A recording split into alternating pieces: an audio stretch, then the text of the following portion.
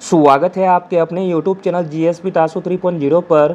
Bihar state class 9 to 10 SST के लिए set practice कराया जा रहा है, जिसमें कि आज हम लोग प्रीवियस ईयर्स के क्वेश्चन को लगाने वाले हैं, जिसका एग्ज़ाम आपका 19/5/2024 को सेकेंड शिफ्ट में हुआ था। चलिए शुरू करते हैं और आप लोग भी सोचिएगा अपना आंसर क्या हो सकता है। पहला प्रश्न है, यूरोपवासियों ने दिशा सूचक यंत्र का ज्ञान किससे सीखा था? यूरोपवासियों ने दिशा सूचक यंत्र का ज्ञान सीखा था अरबों से। ऑप्शन नंबर सी सही हो जाएगा। फ्रांस की क्रांति का स्वरूप क्या था? फ्रांस की क्रांति का स्वरूप था बुर्जुआ क्रांति। ऑप्शन नंबर डी सही हो जाएगा। जर्मनी की मुद्रा का नाम क्या था? जर्मनी की मुद्रा का नाम था मार्क। ऑप्शन नंबर सी सही हो जाएगा। अगला प्रश्न है, गेस्टापो क्या था? गेस्टापो था गुप्तचर पुलिस। ऑप्शन नंबर ए सही हो जाएगा। प्रथम विश्व युद्ध के बाद 14 सूत्री योजना किसने प्रस्तुत की थी? प्रथम विश्व युद्ध के बाद 14 सूत्री योजना प्रस्तुत की गई थी वुडरो विल्सन के द्वारा। Option number D. सर सलाह आंदोलन को किस राष्ट्र ने बढ़ावा दिया था?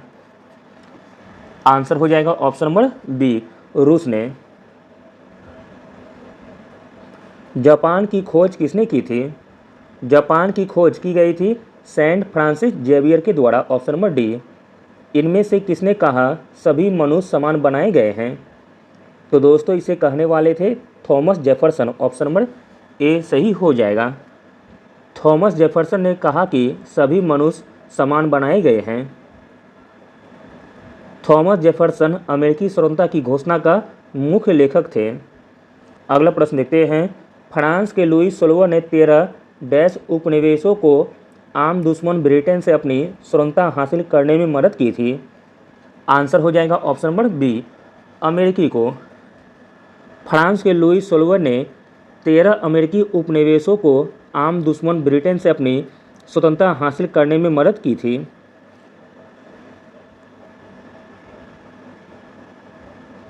अगला प्रश्न देखते हैं, प्रथम विश्व युद्ध की शुरुआत में बोस्निया हर्जेगोविना का हिस्सा था। आंसर हो जाएगा ऑप्शन नंबर ए, ऑस्ट्रियाई हंगरी। ऑप्शन नंबर ए सही हो जाएगा। प्रथम विश्व युद्ध की शुरुआत में बोस्निया हर्जेगोविना ऑस्ट्रिया हंगरी का हिस्सा था। 1855 ईस्वी में संथाल विद्रोह का नेता कौन था? 1855 ईस्वी में संथाल विद्रोह का नेता था सिद्धू और कानू। ऑप्शन नंबर ए सही हो जाएगा। भारतीय संविधान की किस धारा के अंतर्गत आदिवासियों को कमजोर वर्ग का स्थान दिया गया है? आंसर हो जाएगा ऑप्शन नंबर ए, अनुच्छेद 342 में। भारतीय संविधान की धारा 342 के अंतर्गत आदिवासियों को कमजोर वर्ग का स्थान दिया गया है। अगला प्रश्न देखते हैं, बीज उर्वरक मशीनरी इत्यादि जैसे महत्वपूर्ण इनपुट एक प्रणाली बनाते हैं जिसे कहा जाता है। तो दोस्तों जिसे कहा जाता है फॉर्म प्रणाली। ऑप्शन नंबर सी सही हो जाएगा। बीज उर्वरक मशीनरी इत्यादि जैसे महत्वपूर्ण इनपुट एक प्रणाली बनाते हैं जिसे फॉर्म प्रणाली कहा जाता है। चल पूंजी और अचल पूंजी में बांटा जाता है। अगला प्रश्न है, ब्रिटिश शासन के दौरान जमींदारी प्रथा के कारण डैश स्थिरता और गिरावट आई थी। आंसर है ऑप्शन नंबर सी, कृषि उत्पादन में।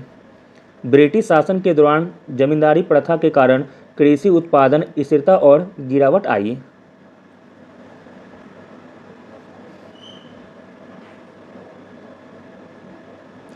अगला प्रश्न देखते हैं, बिहार की मुख्य फसल कौन सी है? आसान सा प्रश्न है।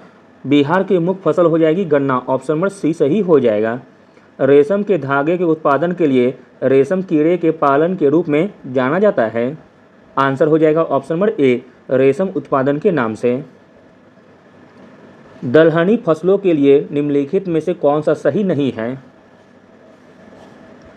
दलहनी फसलों के लिए जो कथन सही नहीं है वह हो जाएगा ऑप्शन नंबर डी, दालों को गहन सिंचाई सुविधाओं की आवश्यकता होती है, जो कि गलत कथन दिया गया है। दलहनी फसलों के लिए गहन सिंचाई सुविधाओं की आवश्यकता नहीं होती है। दलहनी फसलों को रबी और खरीफ दोनों मौसम में उगाई जाती है और इसे अन्य फसलों के साथ रोटेशन में उगाई जा सकती है। अगला प्रश्न देखते हैं, निम्नलिखित में से कौन कृषि की एक प्रणाली का वर्णन करता है जहां एक बड़े क्षेत्र में एक ही फसल उगाई जाती है? आंसर हो जाएगा ऑप्शन नंबर बी, वृक्षारोपण कृषि। वृक्षारोपण कृषि एक प्रणाली का वर्णन करता है जहां एक बड़े क्षेत्र में एक ही फसल उगाई जाती है। अगला प्रश्न है, निम्नलिखित में से कौन सी फसल बाजरा नहीं है? जो फसल बाजरा नहीं है वो हो जाएगा मक्का। ऑप्शन नंबर बी सही हो जाएगा। मक्का बाजरा फसल नहीं है। मक्के की उत्पत्ति पाइकॉन से हुई है। यह एक उभयलिंगी पौधा है। भारत में अपेक्षाकृत शुष्क क्षेत्रों में मक्के का उपयोग प्रमुख खाद्यान्न के रूप में किया जाता है। देश में मक्के का सर्वाधिक उत्पादन कर्नाटक में होता है। अगला प्रश्न है, यूएनओ एकमात्र महासचिव कौन थे जिनकी पद पर रहते हुए मृत्यु हो गई थी? आंसर हो जाएगा ऑप्शन नंबर बी, डैग हैमरशोल्ड। यूएनओ के एकमात्र महासचिव डैग हैमरशोल्ड थे जिनकी पद पर रहते हुए मृत्यु हो गई थी। अगला प्रश्न है, इम्पोर्टेंट है, यूएनओ को किस वर्ष नोबेल शांति पुरस्कार से सम्मानित किया गया था? तो दोस्तों वह वर्ष हो जाएगा वर्ष 2001 में। ऑप्शन नंबर सी सही हो जाएगा। राष्ट्रसंघ के विचार के लिए कौन से अमेरिकी राष्ट्रपति जिम्मेदार थे? राइट आंसर है option number B, Woodrow Wilson. राष्ट्रसंघ के विचार के लिए अमेरिकी राष्ट्रपति वुडरो विल्सन जिम्मेदार थे। राष्ट्रसंघ के चार्टर सदस्य कितने राष्ट्र थे? आंसर हो जाएगा ऑप्शन नंबर सी, 42। राष्ट्रसंघ के चार्टर सदस्य 42 राष्ट्र थे। राष्ट्रसंघ की स्थापना 1920 में 42 राष्ट्रों के द्वारा की गई थी। अगला प्रश्न है, राष्ट्रसंघ ने किस देश को आइलैंड द्वीप समूह से सम्मानित किया था? आंसर हो जाएगा ऑप्शन नंबर सी, फिनलैंड को। ब्रिटिश भारत के दौरान असहयोग आंदोलन किसने शुरू किया था? ब्रिटिश भारत के दौरान असहयोग आंदोलन शुरू किया गया था महात्मा गांधी जी के द्वारा। ऑप्शन नंबर ए सही हो जाएगा। असहयोग आंदोलन 1 अगस्त 1920 को शुरू हुआ था। असहयोग आंदोलन को पूंजीवादी निरंकुशता की संज्ञा किसने दी थी? आंसर है ऑप्शन नंबर ए, सिगारवेली चेटियार ने। सविनय अवज्ञा आंदोलन से पहले एम.के. गांधी की 11 मांगों में से कौन सी थी? राइट आंसर है ऑप्शन नंबर सी, दोनों सैन्य और नागरिक प्रशासन पर खर्च 50% कम करे और आग्नेयास्त्र लाइसेंस जारी करने के लिए लोकप्रिय नियंत्रण की अनुमति देने वाले शस्त्र अधिनियम में बदलाव करना। ऑप्शन नंबर सी सही हो जाएगा। अगला प्रश्न है, Tata iron and steel company की स्थापना किसने की थी? आंसर हो जाएगा option number D, Jamshedji Tata ने। ऑप्शन नंबर सी सही हो जाएगा। टिस्को की स्थापना 1907 में की गई थी। स्पेनिंग जेनी का आविष्कार कब हुआ था? प्रश्न इंपॉर्टेंट है और यह प्रश्न टीआरई में पूछा गया है। स्पेनिंग जेनी का आविष्कार किया गया था 1764 में। ऑप्शन नंबर ए सही हो जाएगा। स्पेनिंग जेनी को जेम्स हार्गिस ने 1764-65 में डिजाइन किया था। लंदन में विश्व की पहली भूमिगत रेल का आरंभ कब हुआ था? लंदन में विश्व की पहली भूमिगत रेल का आरंभ हुआ था 10 जनवरी 1863 को। ऑप्शन नंबर बी सही हो जाएगा। पटना में गोलघर का निर्माण किस वर्ष किया गया था? पटना में गोलघर का निर्माण किया गया था 1786 में। ऑप्शन नंबर ए सही हो जाएगा। अगला प्रश्न है, अलेक्जेंड्रिया किस सागर के मुहाने पर बसा हुआ था? आंसर हो जाएगा ऑप्शन नंबर डी, भूमध्य सागर के मुहाने पर। अलेक्जेंड्रिया भूमध्य सागर के मुहाने पर बसा हुआ था। अलेक्जेंड्रिया मिस्र का दूसरा सबसे बड़ा शहर और भूमध्य सागर तट पर सबसे बड़ा शहर है। अगला प्रश्न है, गुमास्तों और बुनकरों के बीच अक्सर झड़पें क्यों होती रहती थी? आंसर हो जाएगा ऑप्शन नंबर बी, गुमास्ता ने बुनकरों को निर्धारित कीमत पर सामान बेचने के लिए मजबूर किया था। बुनकरों को कच्चे कपास की समस्या क्यों झेलनी पड़ी? आंसर है ऑप्शन नंबर बी, कच्चे कपास के निर्यात में वृद्धि हुई। बुनकरों को कच्चे कपास की समस्या झेलनी पड़ी क्योंकि कच्चे कपास के निर्यात में वृद्धि हुई थी। औद्योगिक क्रांति के दौरान भारतीय बुनकरों को कई चुनौतियों का सामना करना पड़ा था। अगला प्रश्न है, निम्नलिखित में से किसने भारत में पहला समाचार पत्र प्रकाशित किया था? आसान सा प्रश्न है। भारत में पहला समाचार पत्र प्रकाशित किया गया था जैन ऑगस्टम हिक्की के द्वारा 1780 में। भारत में वन्यजीव संरक्षण अधिनियम कब से लागू हुआ था? भारत में वन्यजीव संरक्षण अधिनियम लागू हुआ था वर्ष 1972 में। Option number B. निम्नलिखित में से भारत के किस राज्य में कुल क्षेत्रफल का सबसे कम % वन क्षेत्र है? राइट आंसर है ऑप्शन नंबर बी, हरियाणा में। सर्वाधिक कम जनसंख्या भारत के किस राज्य में है? आसान सा प्रश्न है। सर्वाधिक कम जनसंख्या भारत के जिस राज्य में वो है हो जाएगा सिक्किम। ऑप्शन नंबर सी सही हो जाएगा। किस वर्ष को जनसांख्यिकीय विभाजक वर्ष के रूप में जाना जाता है? आंसर है ऑप्शन नंबर बी, वर्ष 1921 को। जनसंख्या की दृष्टि से विश्व में भारत का कौन सा स्थान है? आंसर हो जाएगा ऑप्शन नंबर ए, पहला स्थान। कावेरी नदी भारत के किन राज्यों से होकर बहती है? कावेरी नदी बहती है तमिलनाडु और कर्नाटक से। ऑप्शन नंबर बी सही हो जाएगा। कौन सी नदी कर्नाटक में प्रसिद्ध जोग जलप्रपात बनाती है? तो दोस्तों वह नदी हो जाएगी शरावती नदी। ऑप्शन नंबर डी सही हो जाएगा। शरावती नदी कर्नाटक में प्रसिद्ध जोग जलप्रपात बनाती है। जोग जलप्रपात पश्चिमी कर्नाटक में शरावती नदी पर स्थित है। अगला प्रश्न है, कौन सा जलवायु को प्रभावित करने वाला कारक नहीं है? आंसर है ऑप्शन नंबर सी, मिट्टी की उर्वरता। मिट्टी की उर्वरता जलवायु को प्रभावित करने का कारक नहीं है। अगला प्रश्न देखते हैं, निम्नलिखित में से कौन सा वन जीवन के लिए खतरा नहीं है? वन जीवन के लिए खतरा नहीं है संरक्षण के प्रयास। ऑप्शन नंबर सी। भूटान के क्षेत्रफल का कितना % वनाच्छादित है? आंसर है ऑप्शन नंबर सी, 70%। धुएं और कोहरे का सम्मिलित रूप कहलाता है? धुएं और कोहरे का सम्मिलित रूप कहलाता है धुंध। ऑप्शन नंबर डी सही हो जाएगा। पाक जलडमरू मध्य भारत और देश के बीच स्थित है? आंसर है ऑप्शन नंबर सी, श्रीलंका के बीच। किसी पैमाने की सर्वाधिक स्वीकृत लंबाई 6 इंच या डैश होती है? आंसर हो जाएगा ऑप्शन नंबर सी, 15 सेंटीमीटर। किसी पैमाने की सर्वाधिक स्वीकृत लंबाई 6 इंच या 15 सेंटीमीटर होती है। भारत में हरित क्रांति के कारण भूमि उपयोग पैटर्न में बदलाव आया। आंसर है ऑप्शन नंबर बी, कृषि पद्धतियों को गहन बनाना। ऑप्शन नंबर बी सही हो जाएगा। डैश भारत के कुल सतह क्षेत्र का लगभग 30% है? आंसर है ऑप्शन नंबर बी, पर्वत। पर्वत भारत के कुल सतह क्षेत्र का लगभग 30% है। निम्नलिखित में से कौन सा सतत विकास का सिद्धांत है? इसमें आपका सतत विकास का सिद्धांत हो जाएगा संसाधनों का उपयोग और संरक्षण के बीच संतुलन। ऑप्शन नंबर ए। निम्नलिखित में से कौन सा मानव संसाधन का उदाहरण है? इसमें आपका मानव संसाधन का उदाहरण हो जाएगा लोग। Option number C. आमतौर पर लोगों की संख्या और क्षमता को कहा जाता है? आंसर हो जाएगा ऑप्शन नंबर ए, मानव संसाधन। भारत देश के बाद दुनिया में चावल का दूसरा सबसे बड़ा उत्पादक है।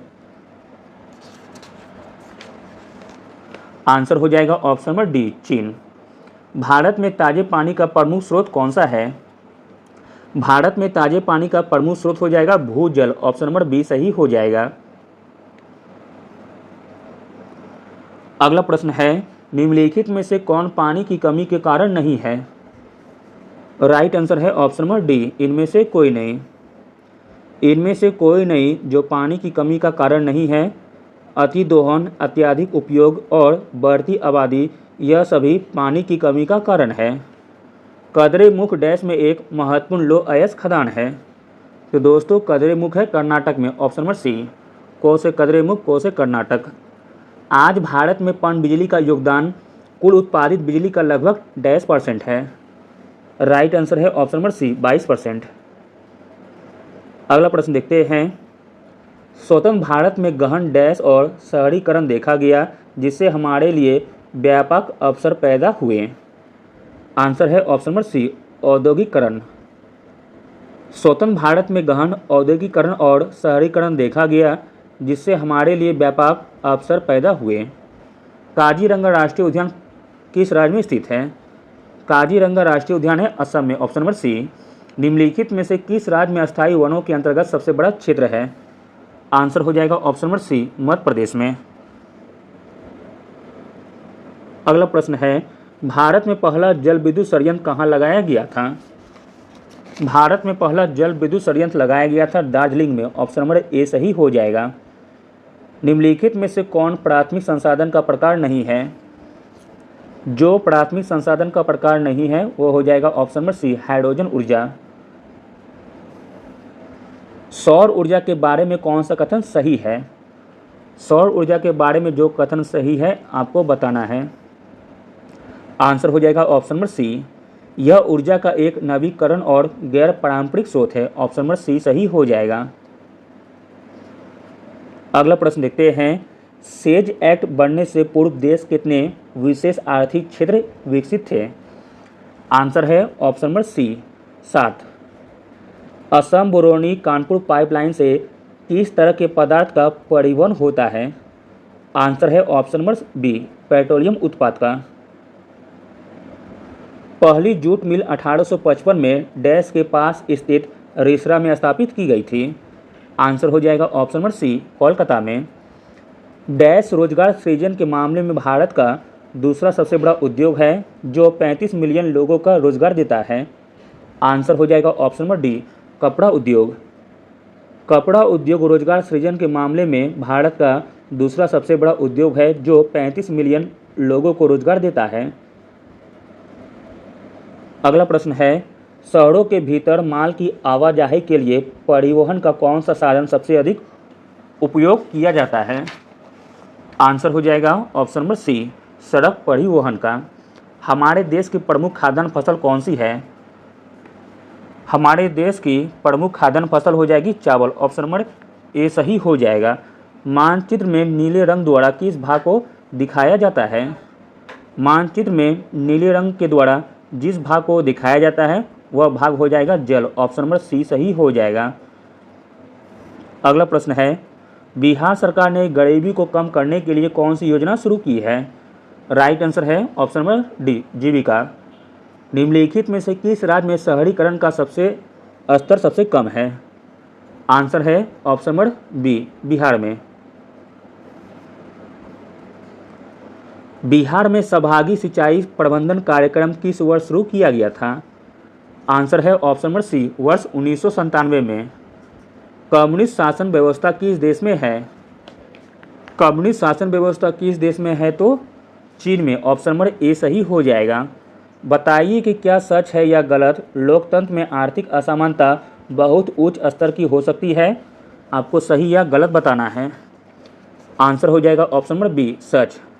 लोकतंत्र में आर्थिक असमानता बहुत उच्च स्तर की हो सकती है, यह सत्य है। आर्थिक असमानता किसी व्यक्तियों के समूह, आबादी के समूह या देशों के बीच स्थित आर्थिक अंतर को दर्शाता है। अगला प्रश्न है, निम्नलिखित में से कौन लोकतांत्रिक सरकार के लिए आवश्यकता है? राइट आंसर है ऑप्शन नंबर सी, स्वतंत्र और निष्पक्ष चुनाव। अगला प्रश्न है, चुनाव के बारे में निम्नलिखित में से कौन सा कथन सत्य है?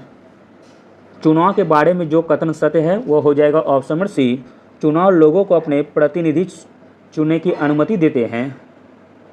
निम्नलिखित में से कौन सी स्वतंत्र और निष्पक्ष चुनाव के लिए शर्त नहीं है? आंसर है ऑप्शन नंबर बी, उम्मीदवारों के बीच भेदभाव। राज्यसभा का सभापति कौन होता है? राज्यसभा का सभापति होता है उपराष्ट्रपति, ऑप्शन नंबर बी सही हो जाएगा। राज्यसभा के सदस्यों का कार्यकाल होता है, राज्यसभा का सदस्यों का कार्यकाल होता है 6 वर्ष का, ऑप्शन नंबर सी।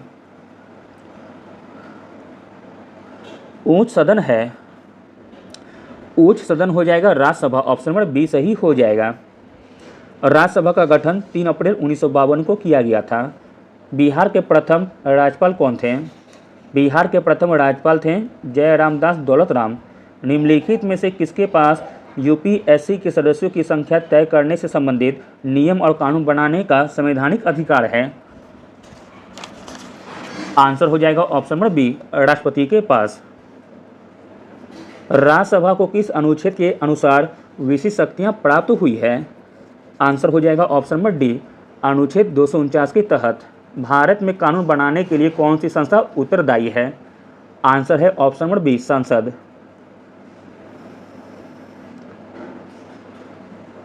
अगला प्रश्न देखते हैं, भारत के मुख्य न्यायाधीश की नियुक्ति कौन करता है? भारत के मुख्य न्यायाधीश की नियुक्ति करता है भारत का राष्ट्रपति। ऑप्शन नंबर ए सही हो जाएगा। राष्ट्रपति अपना इस्तीफा डैश को देते हैं? राष्ट्रपति अपना इस्तीफा देते हैं उपराष्ट्रपति को। इनमें से कौन सी स्वतंत्रता भारतीय नागरिकों को नहीं है? आंसर है ऑप्शन नंबर बी, सशस्त्र विद्रोह में भाग लेने की स्वतंत्रता। सूचना के अधिकार अधिनियम को भारत में कब लागू किया गया था? सूचना के अधिकार अधिनियम भारत में लागू किया गया था 12 अक्टूबर 2005 को। ऑप्शन नंबर डी, स्वतंत्रता के अधिकार में निम्नलिखित में से कौन सा विकल्प शामिल है? राइट आंसर हो जाएगा ऑप्शन नंबर डी, उपरोक्त सभी। संघ बनाने की स्वतंत्रता, आवासन की स्वतंत्रता, भाषण और अभिव्यक्ति की स्वतंत्रता तथा आवासन की स्वतंत्रता। अनुच्छेद 19(1) का एक के अंतर्गत प्रेस की स्वतंत्रता भी आती है। भारतीय संविधान के भाग 3 के अनुच्छेद 12 से 35 तक मौलिक अधिकार से संबंधित है। अगला प्रश्न देखते हैं, उस अंतर्राष्ट्रीय मानवाधिकार संगठन का नाम बताएं जिसने कैदियों की स्थिति पर जानकारी एकत्रित की थी। आंसर हो जाएगा option number C, Amnesty International. Chipko आंदोलन का प्रारंभ किस राज्य में हुआ था? राइट आंसर है ऑप्शन नंबर ए, उत्तराखंड से। अगला प्रश्न देखते हैं 94 नंबर, बहुजन समाज पार्टी के संस्थापक निम्नलिखित में से कौन थे? बहुजन समाज पार्टी के संस्थापक थे काशीराम। ऑप्शन नंबर ए सही हो जाएगा। बहुजन समाज पार्टी का गठन 1984 में काशीराम ने किया था। अगला प्रश्न है, सत्ता साझेदारी के बारे में निम्नलिखित में से कौन सा कथन गलत है? सत्ता साझेदारी के बारे में जो कथन गलत है वह हो जाएगा ऑप्शन नंबर सी, सत्ता की साझेदारी लोकतंत्र की भावना नहीं है, जो कि गलत कथन दिया गया है। अगला प्रश्न देखते हैं, गलत विकल्प ढूंढें। इसमें आपका गलत विकल्प हो जाएगा ऑप्शन नंबर डी, सरकार का लोकतांत्रिक स्वरूप सरकार का जवाबदेह स्वरूप नहीं है, जो कि गलत कथन दिया गया है। लोकतंत्र में एक स्वतंत्र न्यायपालिका होती है जो सरकार को मनमानी करने से रोकती है, उन्हें संविधान के अनुसार कार्य करने के लिए बाध्य करती है। लोकतंत्र में चुनाव निष्पक्ष एवं स्वतंत्र होना चाहिए। अगला प्रश्न है, लोकतंत्र की सफलता के मूल्यांकन का सही आधार क्या है? आंसर है ऑप्शन नंबर डी, लोकतंत्र एक शासन उत्तरदायी शासन व्यवस्था है। अगला प्रश्न है, लोकतंत्र को बढ़ावा देने में सरकार के किसी भी अन्य रूप से कहीं बेहतर है? आंसर है ऑप्शन नंबर बी, व्यक्ति की गरिमा और स्वतंत्रता। लोकतंत्र को बढ़ावा देने में सरकार के किसी भी अन्य रूप से कहीं बेहतर व्यक्ति की गरिमा और स्वतंत्रता है। अगला प्रश्न है, निम्नलिखित में से कौन सा देश सामाजिक विविधता के समायोजन का एक आदर्श उदाहरण है? राइट आंसर है option number B, Belgium. Belgium देश सामाजिक विविधता के समायोजन का एक आदर्श उदाहरण है। सामाजिक विविधता के समायोजन के साथ नागरिक लोकतंत्र में शांतिपूर्ण और सामंजस्यपूर्ण जीवन होते हैं। अगला और अंतिम प्रश्न देखते हैं, इंग्लैंड में विधि का शासन किसकी देन है? इंग्लैंड में विधि का शासन देन है डायसी की। ऑप्शन नंबर बी सही हो जाएगा। इंग्लैंड में विधि का शासन प्रणाली डायसी की देन है। विधि के शासन का विचार प्रोफेसर अल्बर्ट वेन डायसी के द्वारा प्रतिपादित किया गया था।